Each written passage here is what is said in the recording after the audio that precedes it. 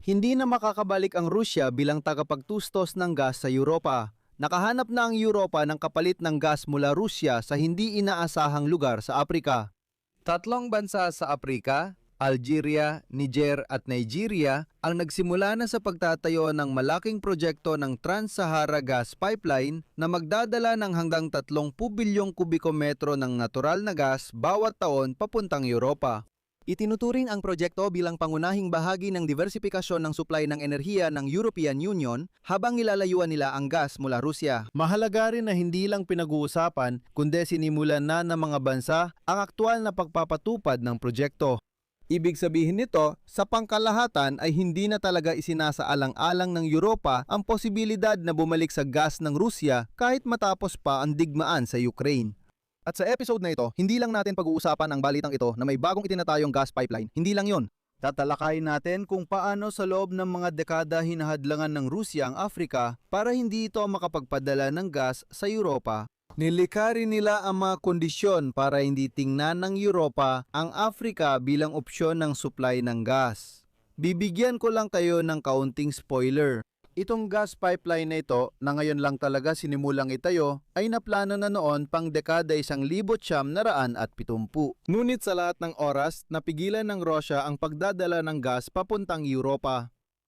Ako si Alexei Pechi, pag-usapan natin ito. Bago tayo magsimula, paki-subscribe sa channel na ito, mag-like, mag-comment at mag-subscribe din sa Telegram channel kong Pechi News. Makikita ang link sa video description. Kaya ngayon, nalaman natin na ang Nigeria, Niger at Algeria ay sinusulong ang pagtatayo ng gas pipeline na mahigit 4,000 kilometro ang haba na kayang mag-supply sa Europa ng hanggang 30 bilyong kubikometro ng natural na gas bawat taon. Inaasahang magiging alternatibo ang projektong ito sa enerhiyang mula Rusya na tinanggihan ng Europa. Nagsimula na ang konstruksyon sa Algeria habang sa Nigeria, inaasahang magsisimula ito sa susunod na taon. Ipinapakita nito ang pag-usad ng isa sa pinakamalaking projektong enerhiya sa Aprika.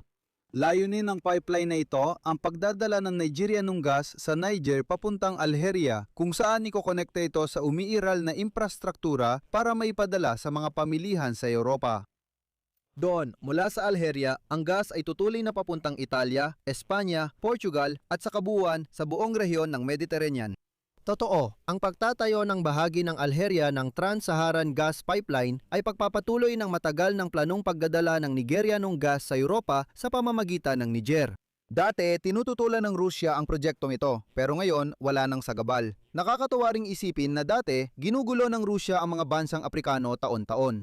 Para lang hindi nila magawang paunlarin ang kanilang potensyal at hindi rin nila maialok ang kanilang gas sa Europa. Habang patuloy namang gumagawa ang Rusya ng bagong gas pipeline papuntang Europa. Ito ay tusong plano para maging monopolista sa supply ng enerhiya sa Europe, ngunit dahil sa digmaan laban sa Ukraine, nabigo ito. Mamaya, tatalakayin pa natin ito ng mas detalyado. Ngayon, ang ideya ay sa wakas ay nagsisimula ng paundarin ng Aprika ang sarili nitong infrastruktura ng enerhiya na dadaan sa Nigeria at Niger at pagkatapos ay ikokonekta sa malawak na pipeline at export network ng Algeria. Ang pipeline ay may habang 4,100 at 28 kilometro mula sa lungsod ng Wari sa timog ng Nigeria, dadaan ito sa buong teritoryo ng Niger hanggang sa gas hub na Hassi R'Mel sa Algeria.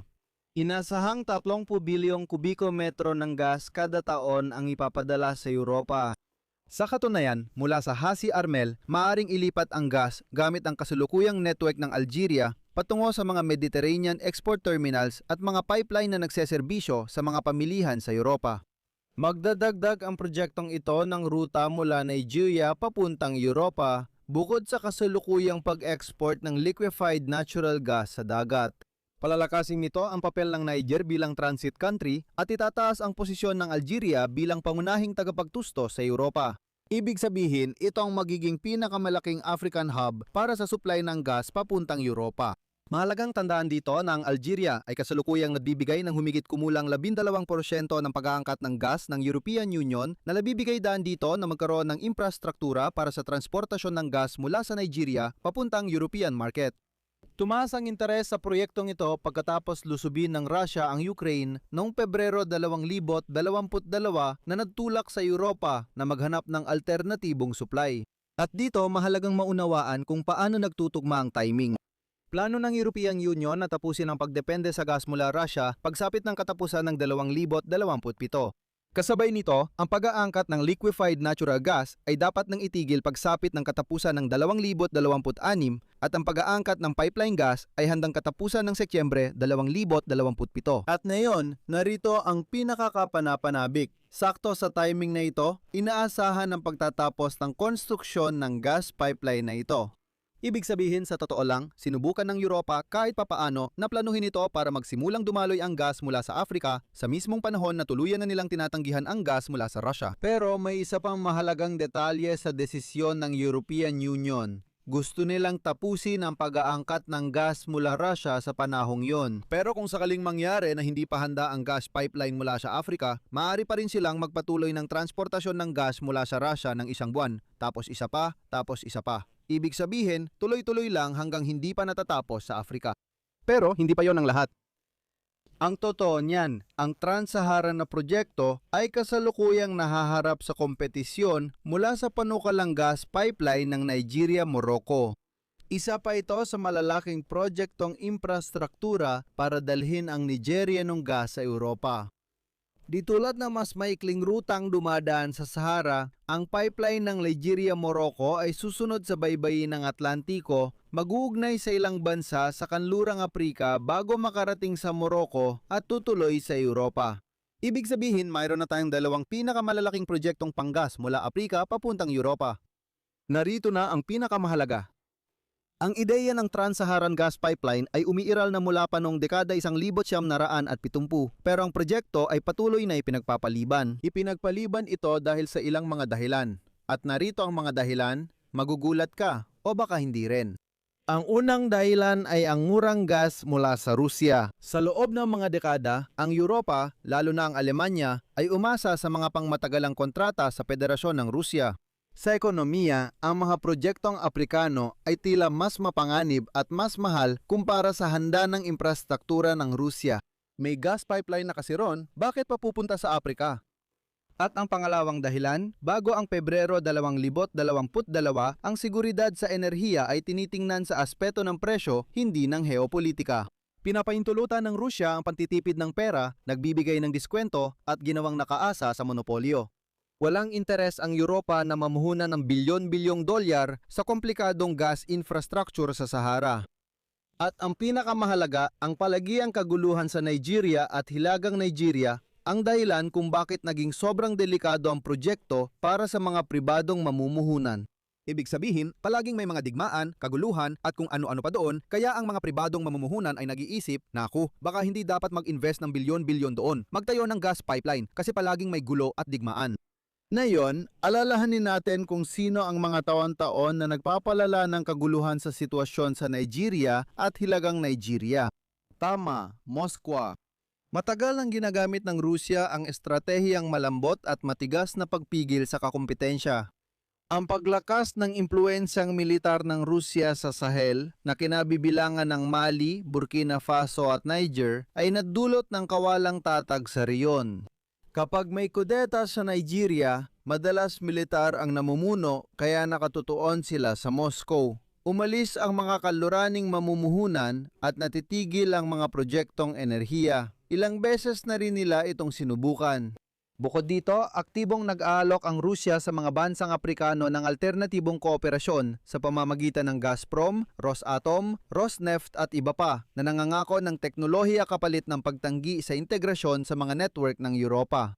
Layunin nito na walang alternatibong tagapagtusto sa European market at sa loob ng maraming taon, nagtagumpay dito ang Rusya.